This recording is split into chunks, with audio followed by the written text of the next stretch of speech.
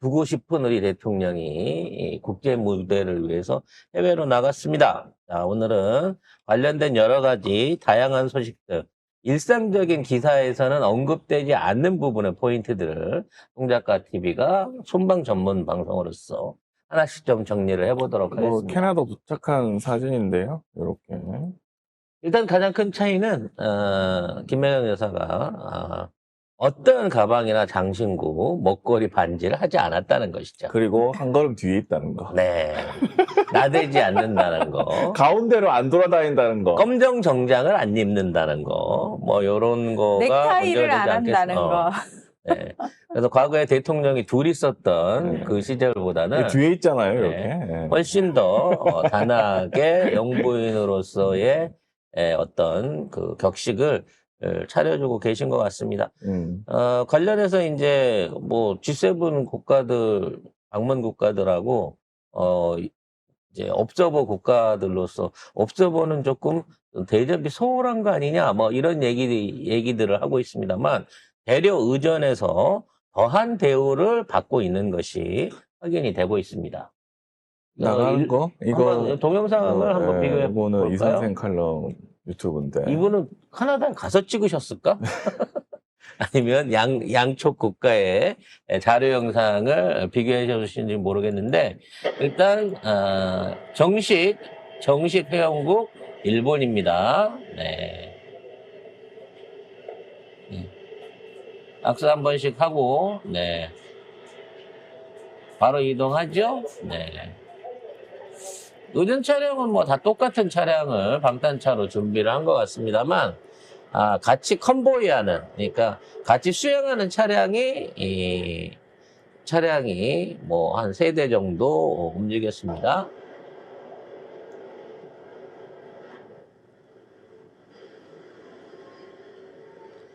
이번에 이제 의전실장이실 거고요. 이전장에 거. 네. 말을 좀 길게 하더라고. 일단 손을 잡으면 잘 안 놔요. 한 분 한 분씩. 특히 이분은 말을 안 끊어. 계속 말해.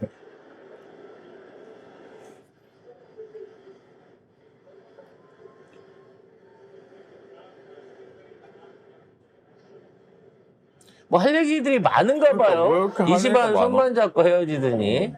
네.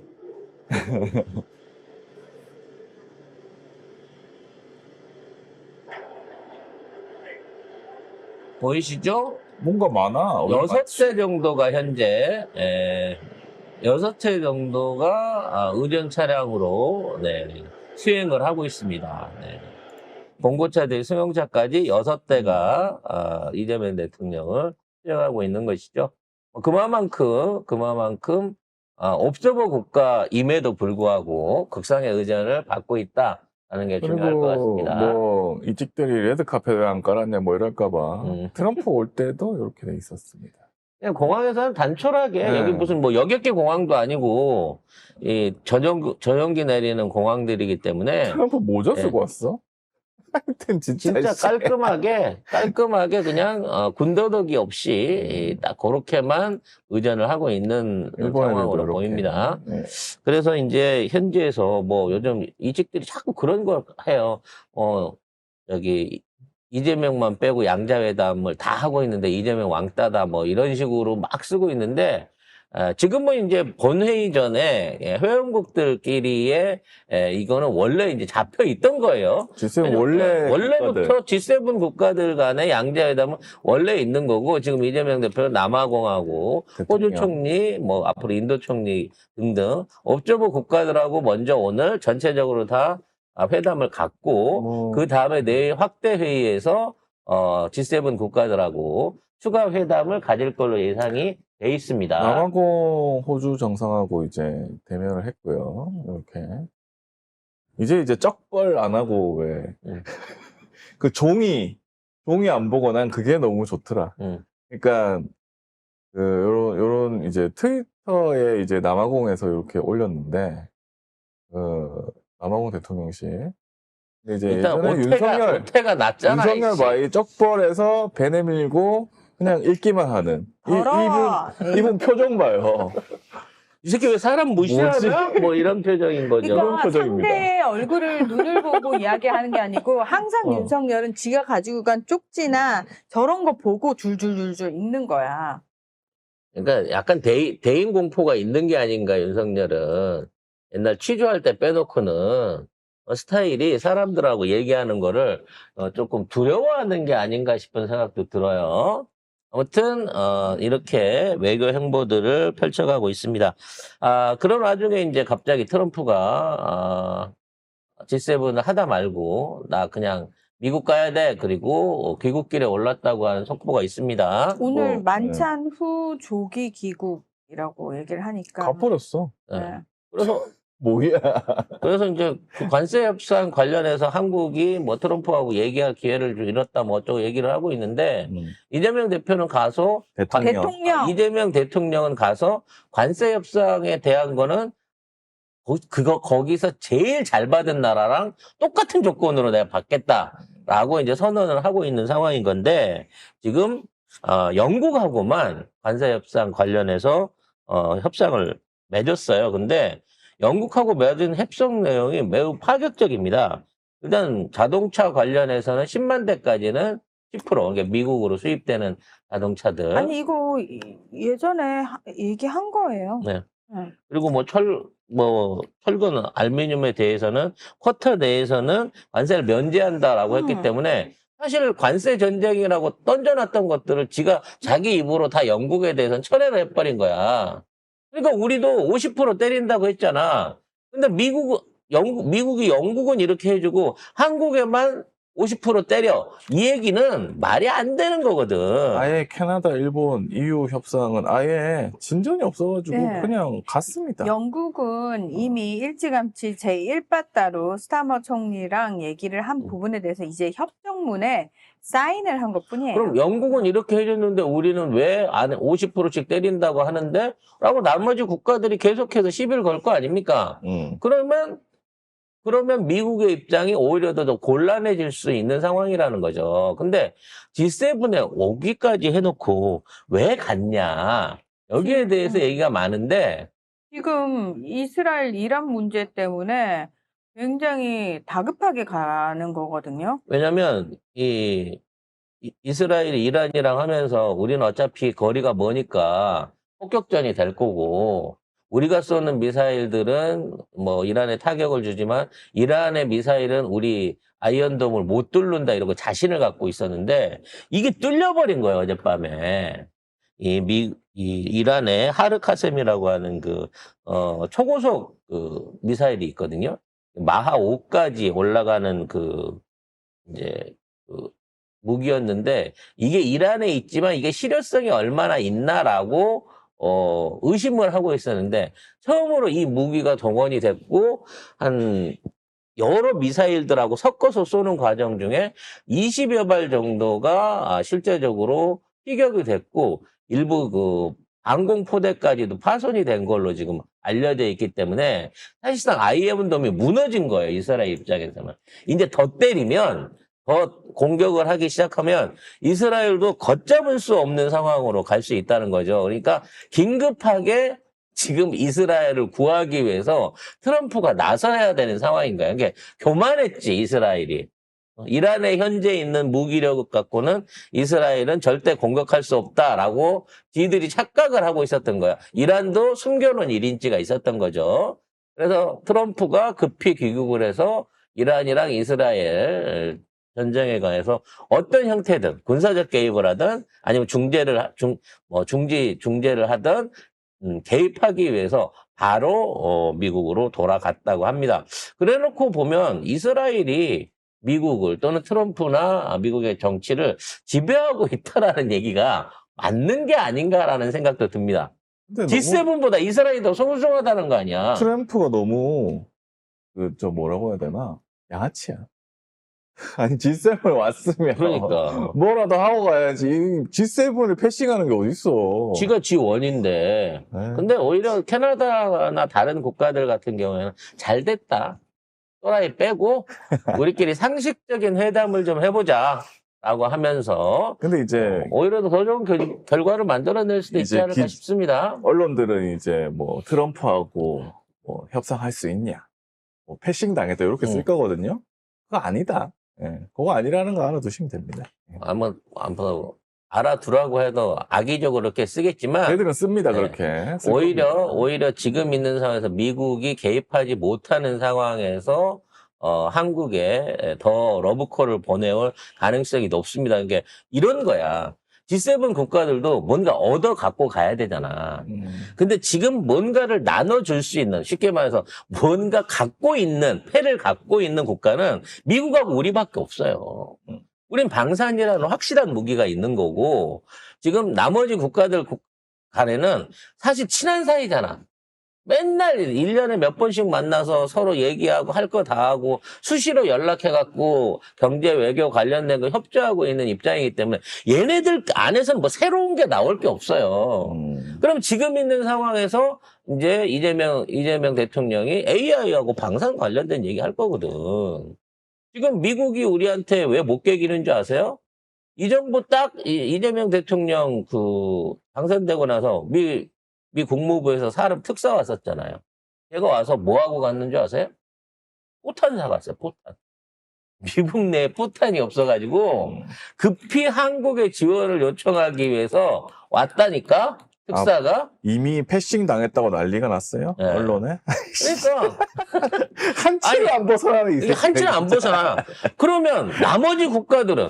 야, 그러면 캐나다, 일본, EU 협상 안 하고 그냥 넘어가고, 이거 그럼 다 패싱이네? 우크라이나하고 멕시코도 다 대면 무사인데 다 패싱이네?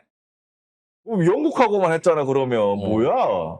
영국 빼고 나머지 다 패싱된 거 아니야. 그럼 그 나라에 가가지고 그렇게 말할 수 있어? 야, 니네 대통령 패싱 당했네, 이렇게 할 수 있어? 그래서 에이씨, 저는 오히려 진짜.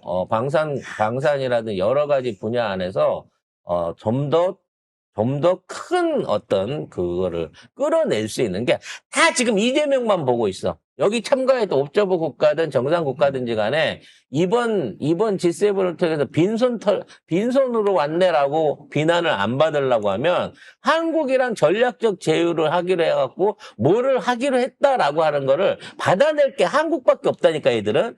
그러니까 오히려 내일 모레 발표문이 있겠습니다만 훨씬 더 큰 성과를 거두게 됐다. 차라리 트럼프가 없는 게 낫다란 말씀 드리고 싶어요. 네, 차라리 트럼프 없는 게 나은 것 같고, 사실은 이런 윤석열 같은 이런 이상한 사람을 뭐 정상이랍시고 만난 사람들 있잖아요. 이런데 국제 무대에 이제 이런 사람 우리 대통령 아니야. 진짜 괜찮은 사람 대통령이야라고 이렇게 뭐 소개하는 것만 해도 사실은 그게 목적인 것 같아. 내가 볼 때 G7 가는 그렇지. 것만 해도. 우리나라 정상 영업합니다. 그렇죠. 진짜로. 그동안은 약간 욕쟁이 식당 같이, 불친절하고 서비스도 없고 음식도 맛이 없었지만, 이제 대한민국은 진짜로 정상 국가가 됐고, 앞으로 국제사회에서 공평하게, 어디 한 국가나, 우리 너무 편향돼 있었잖아. 미일에 편향돼 있었잖아. 그렇지 않은 정상 국가로서 앞으로 자주적인 외교를 해나갈 거기 때문에, 그런 한국에 자주 오세요. 라고 얘기할 수 있는 겁니다. 자, 어쨌든 나갈 때 보면은 뭐 이런 비교가 있거든요. 이제 출국할 때 이렇게 이제 한송 인사들하고 같이 전용기 앞으로 이제 이동을 했는데 우리 비서실장님 얼마나 좋을까. 네, 3일 동안 쉴 수 있잖아. 윤석열은 아예 이렇게 도착해가지고 여기 도열을 해가지고 다들 기다리고 있었던 거죠. 영상으로도 있는데 한번 보실까요?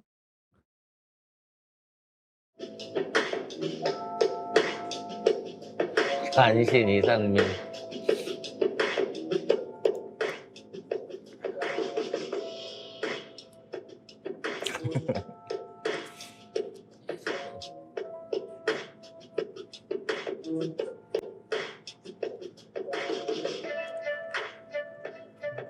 이랬습니다.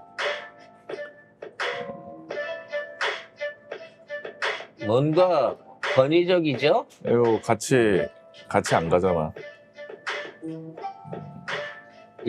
이런 거 사진 찍어서 올렸습니다. 네.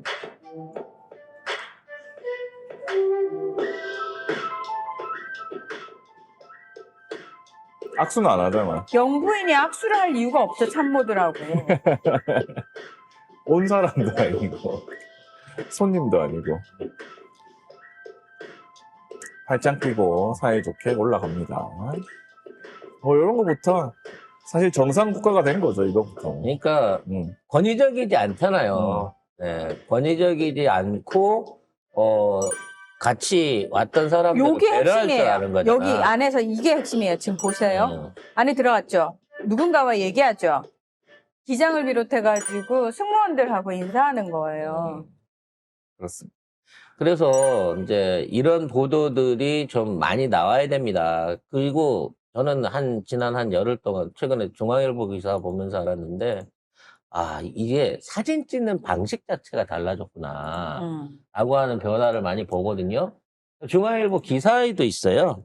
지금, 대통령의 얼굴이 사라졌다. 대통령 사진 안에. 이게 뭐냐면, 위성한 작가라고, 2024년부터 이게 전당대회 때부터 전담해서 지금, 이재명 대통령 사진을 찍어주고 있는 이 작가가 있는데, 이분이 매우 작품 같은 그런 의미가 담긴 사진들을 잘 찍어요. 가장 대표적인 게 이게 이태원 참사 있었던 장소를 지금 사람들 참사의 현장을 보는 건데, 대통령의 얼굴을 보는 게 아니라, 얼굴을 찍는 게 아니라, 대통령이 보는 시선의 방향, 대통령이 무엇을 보고 있는가를 찍어요. 이게 진짜 전달하는 메시지가 큰 거거든요. 이 작가죠. 네. 40살밖에 안 되신 분인데, 굉장히 독학으로 배워 올린 독특한 어떤 사진의 철학이 있는 거예요. 그래서 위성환? 네, 위성환 작가. 그래서 이걸 보면, 예를 들어, 뒤에 보면 이제, 조리실에 있는 이분들을 만나더라도, 윤석열 같으면 어떻게 찍어요? 저 사람들 가운데 서가지고, 옆에 병풍 세우고 찍는단 말이야. 아니지. 김건희가 가운데 있어야죠. 그렇지. 김건희가 주로 센터에 있고, 아무튼, 저 사람들은 병풍 세우고 자기 중심의 사진을 찍는데, 항상 대통령이 바라보는 시선, 대통령이 무엇을 생각하는가를 보여줄 수 있는 시선을 찍는 거예요. 그러다 보니까 대통령 얼굴이 잘 안 나온다는 거야. 이렇게. 네, 그래서 이런 기울어진 사진이라든지, 그 다음에 그 안에 전당대회나 이런 사진들 안에서 보여주는 구도가 대통령을 중심에 놓고 마치 무슨, 썬데이 화보 찍듯 하던 과거에, 이번에 스물 몇 살짜리 경력이 의심스러운 그 여자 사진사 그 친구 마지막에 블로그로 해갖고 마지막까지 엿을 매기고 간 걔가 찍는 스타일하고는 사진 자체가 느낌이 다르다는 거죠. 나는 중앙대 사진학과 출신이라고 했잖아요. 중앙대 사진학과 교수님부터 시작해서 거기 동문들, 학생들이 굉장히 부끄러워해야 된다고 생각해. 왜냐하면 사진 전문가라고 하는 사람이 사진을 찍었는데 딱 어떤 느낌이냐면 내 SNS에 그렇지. 셀카 찍듯이 그렇게 나만 이뻐 보이면 돼라고 하는 거. 나머지는 다 또는 사실 사진은 메시지잖아요. 그 자체가 담고 있는 메시지인데 그런 거라고는 어때? 나 이쁘지? 나 수술 잘 됐지? 이거밖에 없는 사진이잖아. 그걸 찍을 거면 난 사실 우리나라 여성들 거의 대부분이 그 사진 진짜 잘 찍는다고 생각해. 굳이 사진학과 나온 애가 그걸 찍을 이유는 없어. 셀카 찍으면 되는데. 그러니까. 여수인가? 거기 가갖고. 이거.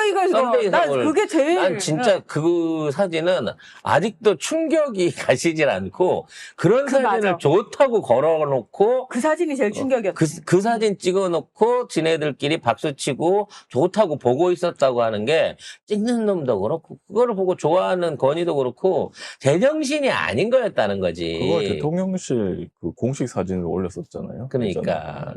그래서 제정신이 아니지. 제정신이 아니야. 진짜 국가가 정상화되고 있다라고 하는 생각이 듭니다. 그리고 문재인 정부 때 있었던 대통령실에 있었던 분들이 지금 어공들이 나가고는 자리에 복귀를 하고 있다고 지금 얘기가 나오고 있기 때문에 곧 지금 힘겹게 일하고 계신 이재명 대통령에 대한 주변에 많은 분들이 도움을 주실 수 있는 분들이 늘어나겠다라는 생각도 듭니다. 이건 다시 봐도 충격적이네, 진짜. 와, 이 대통령실 마크가, 와. 너무 쪽팔려. 대통령실 마크도 지금 바꿨죠. 미쳤다, 옛날 진짜. 청와대 사진으로 진짜 그 미쳤다. 로고로 바꾸긴 했는데 이거를 갖다가 나라. 본격 진짜 나락이다, 나락. 와, 이건 진짜 그래서 앞으로 방법이 없다, 야. 뭐 진짜. 현지에서도 계속 사진을 보내주시겠지만 잘 그렇죠. 멋질 수 있는 이런 것들을 그리고 해주실 수 있을 것으로 생각합니다. 가장 이제 행복한 분이 비서실장. 강원식 비서실장이 너무 기분이 좋더라고요. 3일 동안 쉴 수 있게 됐잖아. 이 팔을 올리는 게 혼자 이렇게 쭉 제일 크게 올렸어. 본심이야. 안녕하세요. 이게 진짜 본심이야. 나 이제 쉰다. 근데 내 생각이지만 근데 얼굴이 부어 있어. 내 생각이지만 이 두고 간다고 해갖고 사흘 동안 푹 쉬어 이러진 않았을 것 같아. 뭐 일을 뭔가 낚아냈겠죠. 일을 엄청나게 숙제를 주고 갔을 것 같아요. 아무튼 이제 겨우 2주 지났는데 얼굴은 띵띵 정말 부었지만 이렇게 행복하다. 이렇게 비서를 못 살게 보시다니요. 이제는 진짜 쫓아다니면서 일 좀 그만하라고 말려야 되겠어요. 아니 근데 이재명 대통령은 너무 얼굴이 좋으니까 또 방법이 없어요. 그분은 뭔가 그동안 못했던 일을 하면서 지금 막 그 스트레스가 오히려 풀려가갖고 얼굴이 점점 좋아지는 케이스인데 따라다니는 사람이 반 죽고 있어요.